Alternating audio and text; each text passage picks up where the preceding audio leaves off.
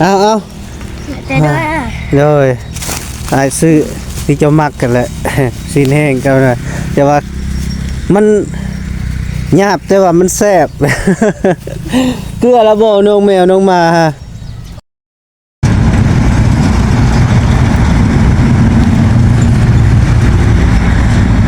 อ้าวอิ่มเลยกะอิ่มแล้วทอกให้น้ำนัว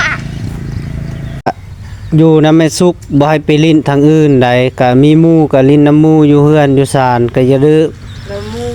โดยเคารพนับถือเห็นผู้ใหญ่ก็เคารพนับถือผู้ใหญ่เด้อยินบ่ให้ดื้อ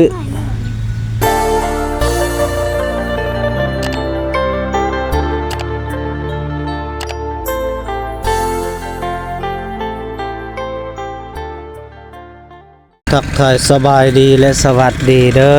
พ่อแม่พี่น้อง FC เบิดสุขูสู่คนมื้อนี้เบาแก้วก็มาหาน้องใส่ผ้าอีกแล้วพี่น้องเนาะกะเบาแก้วกะบ่ได้มากะดุนประมาณ2มื้อแล้วตอนนั้นก็มานอนนำน้องใส่ผ้าแต่ว่า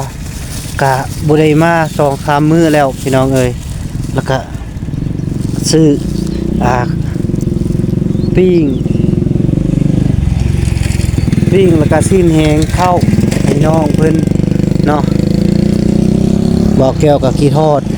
น้องเพิ่นแหงพี่น้องเอ้ยแล้วก็เลยมาวันนี้มาหาเพิ่นอีกจักหน่อยเนาะไปพี่น้องไปเบิ่งนำกันเนาะน้องเพิ่นเฮ็ดหยังก็ยังบ่ฮู้เนาะพี่น้องเนาะแล้วก็ไปเบิ่งนำกันเนาะไปทางน้องมา น้องดำใส่อายเด้ลูกบ่กินบ่นี่จะน้อยสิเกลือกินเด้อขึ้นเล่นมาหาเบาแก้วเลยพี่น้องเอ้ยไปเลยเถอะเหือนไปพี่น้อง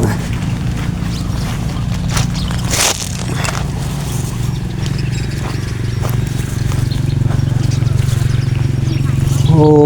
โหเอ้าแม่สุกมาเยี่ยมบ่เชิญเราเมื่อบุญเมื่อฮับน้องสิผ้าเมื่อบุญบ่แต่ที่นั่นเขาโอ้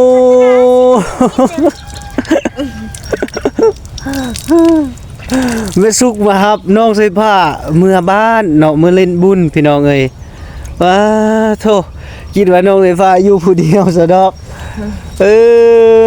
เนาะโดยเป็นได้น้ำมันเพบ่ลูกฮะกอกน้ำเพอาบน้ำมั้ยแม่อาบได้อายก็ยังอาบอยู่เช้านี่ก็ได้อาบลูกเก็บทำเขาหูเห่าอ้าวคือบุตงใส่คุก่อนไปเอาผมเพิ่นคิดฮอดลูกเพิ่นเนาะพี่น้องอบุติเพิ่นดอกตามมาฮับลูกสบายดีเด้อพอสร้างบ่ได้มาบ่เพื่อเอาทุกมื้อทุกเวลาไปบุญนี่คืนนี้แบบบุญเมาเลย เมาบ่เราก็เลยไปได้มาหาข้างนอกมาจากโมงคืนนี้น่ะประมาณ9 โมงบ่มื้อฮอดน่ะโอ้โดยเขาพาติดยอดเมื่อกี้นี่เขาพอเจ้าว่าคืนนี้9 โมงกลัวได้9 โมงตอนจะโทรหาค่อยก็10 โมงแล้วประมาณ11 โมงเมาบ่เมื่อก็ได้ตื่นนอนก็ไม่ได้เมาเอาแต่ด้วยเลยไอ้ซื้อที่เจ้ามักกันแหละ ซีนแห้งกันนะแต่ว่ามันหยาบแต่ว่ามันแซ่บ เกลือละบ่น้องแมวน้องมาฮะเกลือก่อนถึงไปโดยน้ำกาแฟแล้วพี่น้องเอ้ยมันหลุดแล้วดิฮะไม่ได้ใส่ทอคนอีกนี่อาบเงื่อนแมวพูดแล้วมาอาบอยู่พุ่นบ่ เด็กก็ที่เท่าแบ่งไปแล้วจะบอก แผบอันเข้า เออ เข้าในแผบอัน เลยตอบแบบ เอาเขาไปเห็นยัง คือมีเจลเพีย อันนี้ ใครซื้อ เชื่อถือกิน เจ้าซื้อกิน แต่ไอพี่ชื่อมาให้ไอพี่ชื่อมากิน อย่าขึ้นมาสิฮัก เออเห็นมื้อนั้นเห็นอยู่ละร้าน5มื้อนั้นน่ะเห็น อยู่ไส เมื่อนั้นได้เห็นก็เมื่อมันให้เนาะมันก็เท่าได้ร้าน5แล้วอ่ะ อ๋อเห็นเนาะ เนาะ เลยก็บ่เป็นหยังร้านห้าเราก็ซื้ออันนั้นอีกเด้ แม่น อืม เท่านี้ฮะให้แค่แชร์นึง ให้เจ้าแสนหนึง ไปขอเงินน้ำพ่อแล้วพ่อเขาได้เงินแหละ เอ้ย เงิน เจ้าสิ ออกเลย บ่เจ้าสิขอเท่าใดเนาะมีพ่อ 50 50,000พ่อบ่50,000 พ่ออยากเป็นบุญ โอ้โดยไปลิ้นบุญเจ้าสิไปนำไผบัดนี้ จะไปทำให้สุก นำไปสุกอาสามเลยบ่ ถาม โอ้อาสาม มาหาป้า เจ้า เรา เจ้าขี้น้ำปลาแก้วได้ ลูกเจ้าเราสิไป เห็นนั่น เอาพอดีเชื่อใจได้ ปลา จะ แก้ ได้ วก็ใช้ โดย เอาไปวันนี้เจ้าได้ยังได้แบบนี้ เออเนาะ โอ้เจ้าจอดรถจะชิ เป็น ม บะเป็นดอกเลยได้หนังเป็นหะเลยไม่มี มื้อใดสิแปลงแล้วมื้ออื่นจังแปลงเนาะอ้ายสิซื้ออันน่ะกาวยังอยู่บ่กาวฮะ ถ้าออกนี่พอนี่ ก้าวยังต้นที่ไหนที่มาเห็ดตัวนี้จะบอกน้องช่อง เฮ็ดได้มันคือหักงัวขึ้นเตะบ่ ไอ้พี่สุก ก็ได้นี่พี่ชาวก็ได้ ไอ้บี้นี่วิลึกเนาะแหงอีหลี ไอ้พี่แล้วตุ้ยแต่เราแห้งได้แห้งเรา เลย แล้วชูบ้านหนึ่งอ่ะแห้งแล้วนี่แหละตุ้ยออกมาเต็มพอบัดได้ค่ะ สวยหน้าคันสิไปหั่น สวยแล้วเป็นพันกิน เพลงพันนี่เจ้ายังบ่ทันสวยหน้านี่ เจ้าพัน แม่เขาก็ส่งให้ลูกก็บ่แช่ แอบแล้วนะโอ้แม่สุกมาครับน้องใส่ผ้าพี่น้องโอ้ ออกไว้ สองแม่ลูกเพิ่นก็ได้ นี่เอาในลายโพดงานใช่อีกพอนี่ สงสัยนอนบ่หลับเลยเนาะ คิดฮอดโทรหาอยู่บ่คืนนี้ก็ โอ้ยเห็ดเฮา3 4 2เมื่อคืน โอ้ โอ้เขาเล่นนะทำชายบน 4 5 สายผมคืนนี่เสร็จแล้ว สี่ห้าสาย ฮะน่ะเคยโทร เครื่องซักอยู่บ่เครื่องน่ะ ครับ ไว้ เขาสักจิ้มไอ้พี่มื้อน่ะเฮ้ยจะบ่สัก เลยใส่แพรคือบ่เสร็จน่ะเนาะไปนุ่งสุดใหม่ไปยัก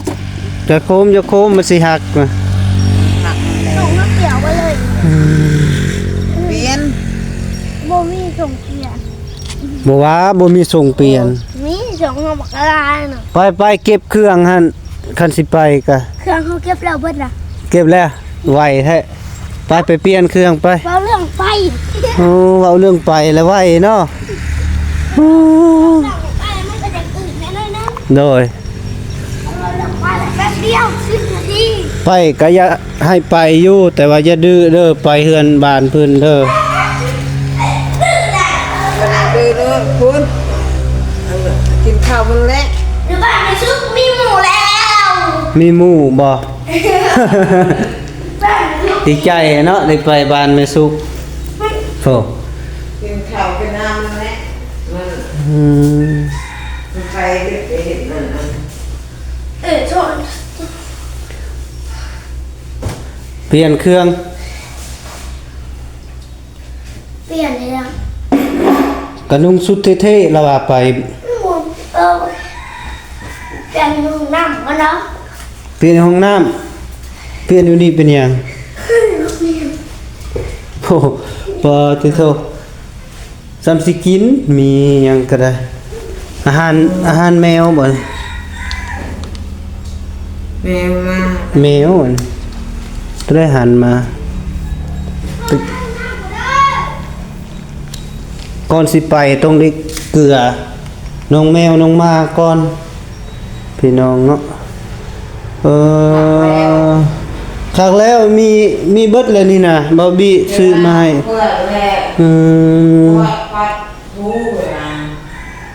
เลยสันหลอกสันไลมีสันซิวอย่างแปลงมีน้องแมวมังเมียวนิ่งเป็นตาแพงพี่น้องเนาะเห็นเบาแก้วแล้วก็เล่นมาหาเลยได้กับน้องมาน้องแมวนี่ได้เพิ่นฮู้เพราะว่าเบาแก้วเกลือเพิ่นตลอดเด้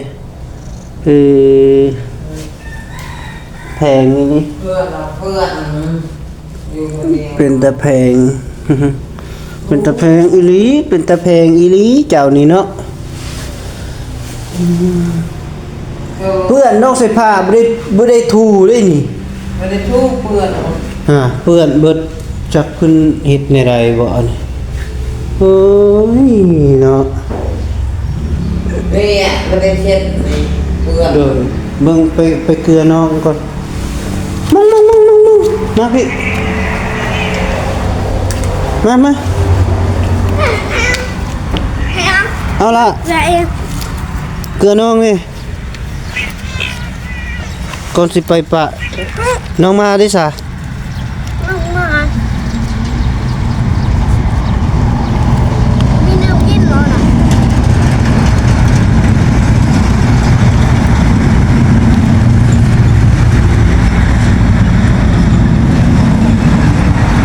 มืดละบ่มีหยังอาหารมาเบิดเหลือใดเบิดเฮ็ดจะได้เอาเข้ามาจามไปบ่มีเข้าอาซื้อกินี่เด้คงกินเพื่อป้าเมียนอยู่พุ่นพี่เอามาแล้วอยู่ในพี่แล้วเอาเข้านะมาจามปนกับอาหาร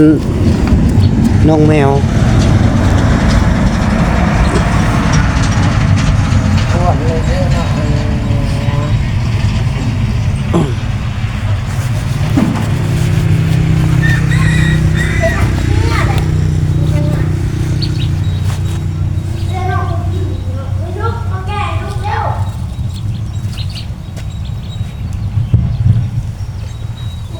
ได้ดำอยากเข้าแล้วบ่ลูกอยากแล้วอดก่อนจะนายก็กิน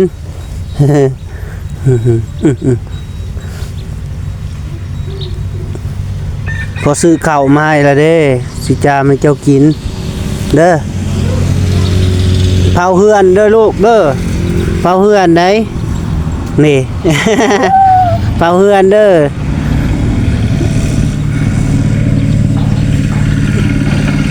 ไอ้สิพาจะสิบุยูเด้อมื้อนี้เด้อเพิ่นสิไปลินบุญอยู่ดงมักย่างบุญอยู่บ้านแม่สุกพอสร้างพุ่นละจะอยู่กับน้องแมวเด้อลูกเด้อดึดผู้อีหลีน้องแมวกำลังกินเป็นตาเพลงมั่งเอ้ยมั่ง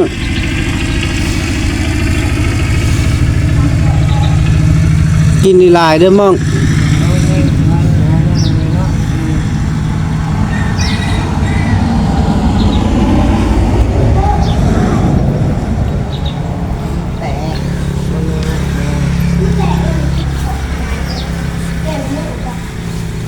มันนั่นอย่าเฮ็ดมันเพ่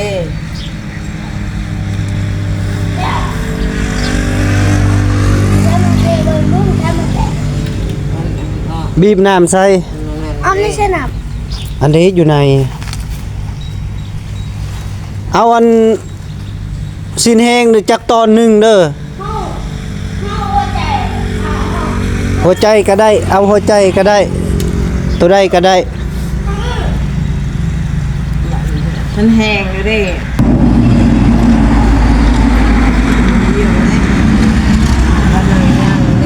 พอแล้วเอามา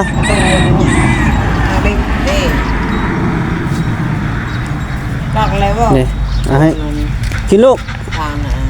ตามตอนเขาบอก นี่ว่าเชื่อนี้ใช้เชื่อดำจากอัน อันนี้ขนมลูก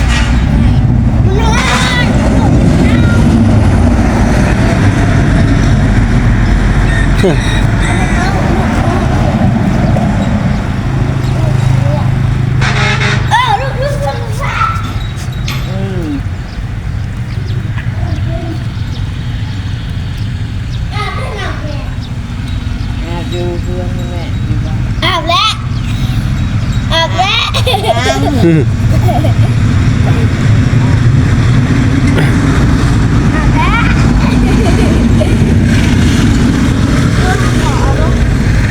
จะกินข้าวบ่บ่ยาก ลูกเหมือนน้องกินข้าว มื้อแรงได้มาอยู่บ่ ฮะ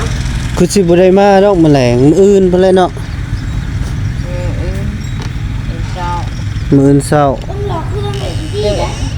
จะเป็นประมงแล้ว เป็นม่อนเป็น เพื่อใครตักบาตรตักน้ำ บุญทวีไปไสกี่นี่ ไปเพื่อนว่าไปเพื่อยามผมไปสุ่มหมอกบอกเพื่อออกไป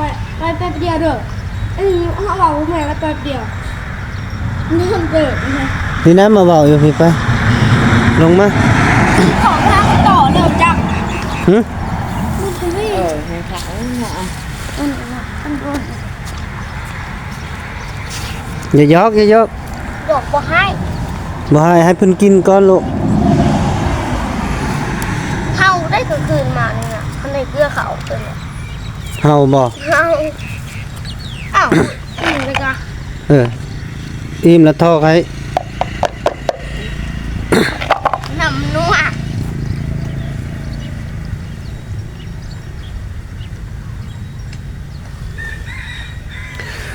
ไปก็อย่าดื้อเด้อยินบ่ เลย ไปก็อยู่นำแม่สุกบ่ให้ไปลิ้นทางอื่นใดก็มีหมู่ก็ลิ้นน้ำหมู่อยู่เฮือนอยู่ศาลก็อย่าดื้อ แล้วมุงเลย โดยเคารพนับถือเห็นผู้ใหญ่ก็เคารพนับถือผู้ใหญ่เด้อยินบ่บ่ให้ดื้อ ไอ้ อยู่คืออยู่นำพอสร้างกับแม่สุกนี่อ้ายมาเบิ่งแบบนี้แล้วก็เคารพนับถือเพิ่นก็โอเคแล้วอ้ายก็บ่ได้ว่าหยังคันว่าดื้อนี่แต่เฮานี่ก็บ่แพงได้สิบอกความจริงโลดมีหยังก็เว้า แม่สวยบัว เคารพนับถือผู้ใหญ่เพิ่นก็อยากไปลิ้นก็ไปก็ขอบพอสร้างไว้สุกก่อนสิไปอันเด้อเห็นบ่ สั่งหัวที่เขาเรียกหนู โดย แล้วต้องไปจอดรถอยู่พุ่นเลอะคันเลยได้ไปเท่านั้น โดยมีหยังก็ บอกเขาหน่อยเด้มันยก จะน้อยพัดออกไปลิ้นทางนอกพัดแม่สุกพอสร้างบ่ได้ฮู้เฮ็ดจะใดเพิ่นสิไปนำเจ้าได้ลิ้นก็ลิ้นอยู่ในบ้านหันไปใส่ก็ คือว่าชวนเมื่อรถอันนี้ยังไปนี่ไปนั่นบ่ได้ ไปบ่ให้ดื้อเด้อไปฮู้จักความบักลาก็ใหญ่เด้ก็ลิ้นน้ำหมู่ก็อย่าลิ้นเกินไปจะน้อยปัดพิษกันตีกันบ่ได้ได เฮียนว่า โดยบักลาเป็นคน ตึกตึกตี ดังแน่บ่ให้ไปตีนำคนอื่น แบบนี้ มีแต่ฮักแพงผู้ใดก็เฮาก็ฮักแพงมีหยังก็ฮักแพงผู้ใหญ่ฮักแพงผู้น้อยเคารพนับถือผู้น้อยอยู่นำผู้น้อยก็นับถือใจคือผู้น้อยอยู่นำผู้ใหญ่ก็นับถือใจคือผู้ใหญ่เด้อมีหยังก็จะได้เงินก็ขอเอาบ่ให้จกทงทรงผู้นี้ผู้นั้นเด้อนำพอสร้างก็ได้อยากได้ก็ขอเอานบเอานำแม่สุกก็ได้เพิ่นก็ให้อยู่ดอกก็ซ้ำลูกเพิ่นนั่นแหละอ้ายก็สิไปส่งฮอดพุ่นแหละอัด3ยันรถที่เจ้าแล้วมันบ่ดีอะนะ จะหน่อยจะบอกไอ้พี่ก่อนแต่ไอ้พี่ลงขึ้นมาอีกเสียน้ำมันรถแล้วอีกนี่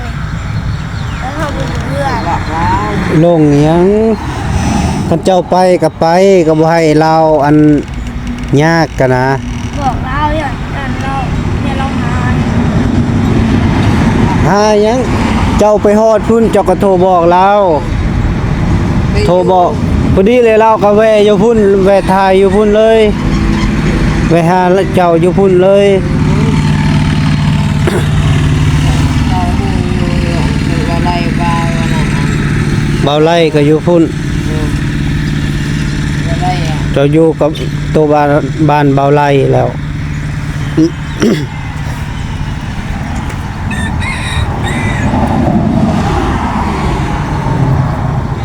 หมู่คู่มาลิ้นกับลิ้นนำกันบ่ให้พิษเทียงกันเด้อ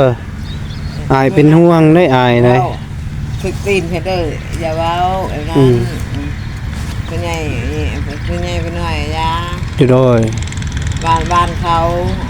แม่ บ้านเอง บ้านเขาไปลิ้นกะบ่ให้เว้า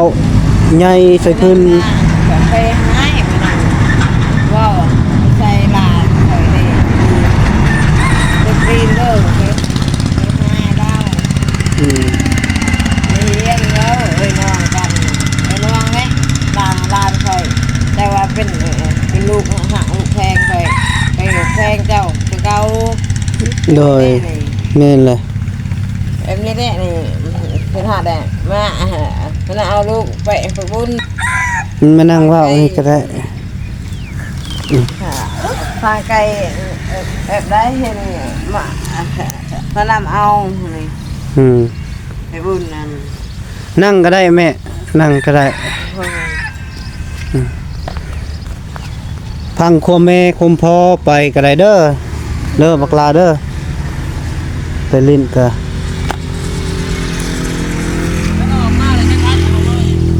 ควมเพิ่นฮักเพิ่นแพงเจ้าใดเพิ่นจึงมาหับให้ไปลิ้น ผู้น้อง มนต์มาสิเอาเท่าไรเงินน่ะสิเอาเท่าไรไปลิ้นน่ะ นี่อยู่นำไอ้แม่ไอ้บี มีบ่ ส เจ้าง ใจนะไอ้ เจ้าภาคนำเพิ่นบ่ บอกว่าเพิ่นหาใจดีพากมาให้เฮา โอ้ แล้วให้เราเก็บไว้ให้ อืม เจอยอดจะเทในปุกมัน ยอดสกระปุกหมูก็ได้ คันมีน้ำเบาบี้แล้วก็อ้ายสิบ่เอาให้ได้ หรือว่าสิเอาบ่น้ำอ้ายก็ได้ เฮายังโอ้โห ยังบ่ฮู้คันว่าสิเอาก็อ้ายก็สิเอาให้ เอาใน50ก้อนแค่หนึ่งก็ได้เอา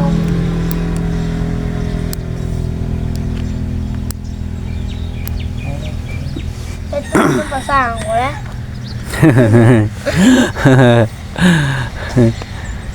เห็นบ่เราแพงเจ้าเราก็มาฮับ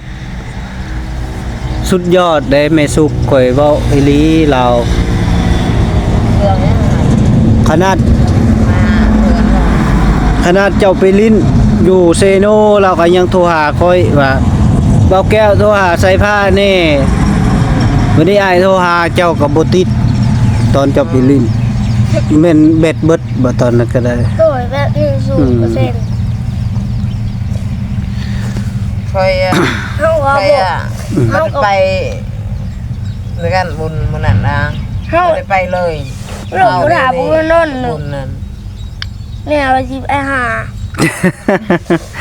เออ อ้าวไปทำนี้ได้ไปกลางจน2-3 โมงมา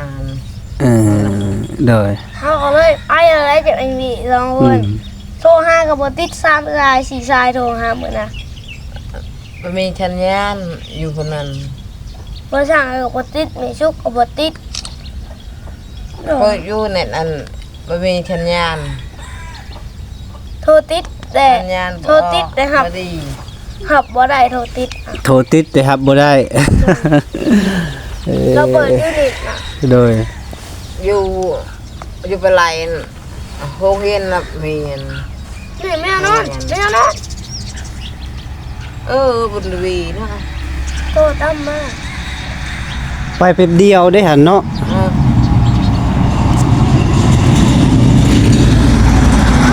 เขาไปหาต่อเลยไปจ้ะ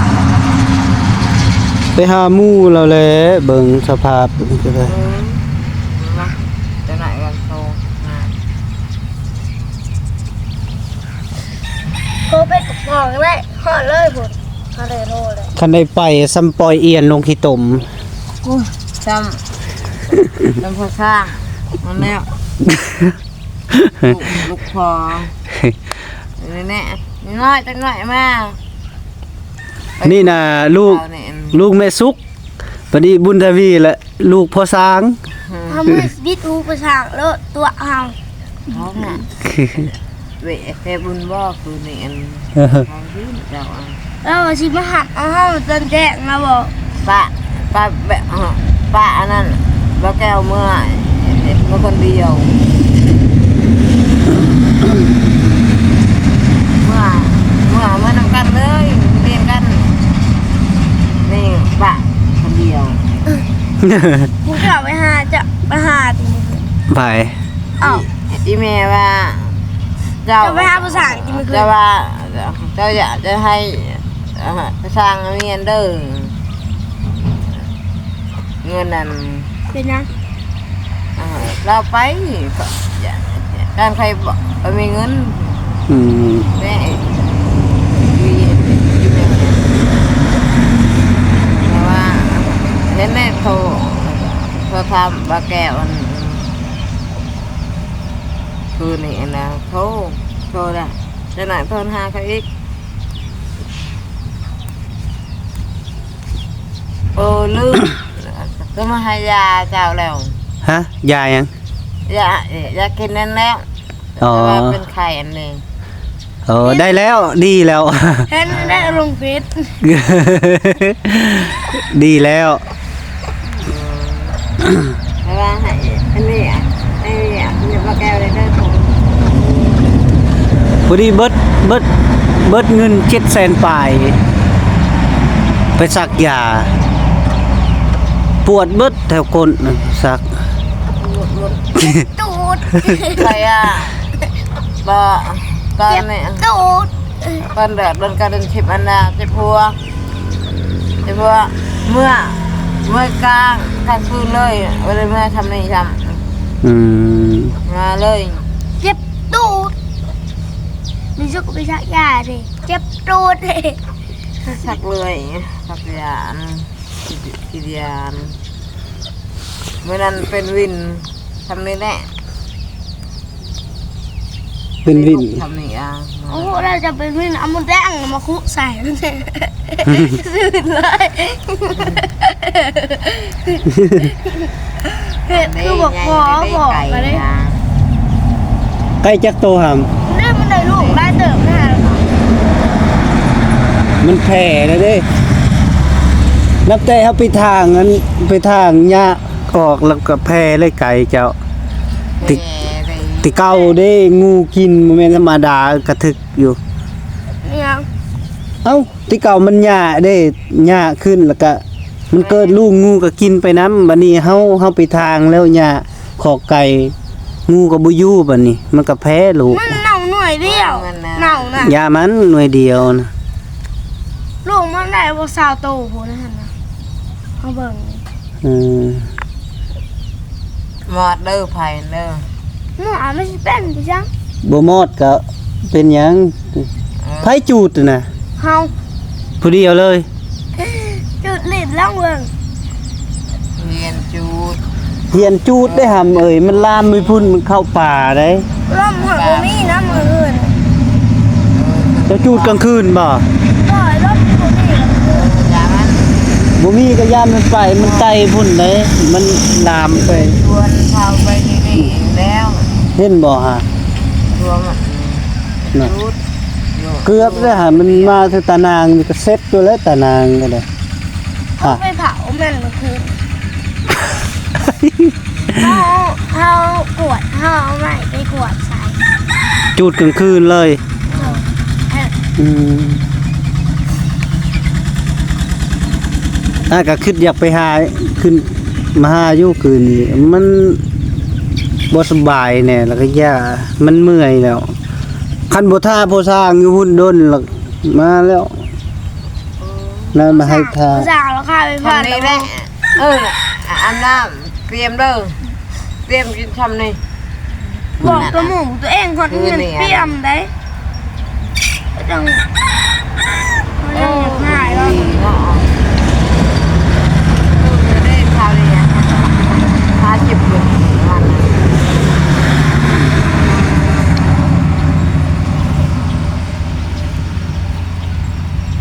แวะซื้อขนม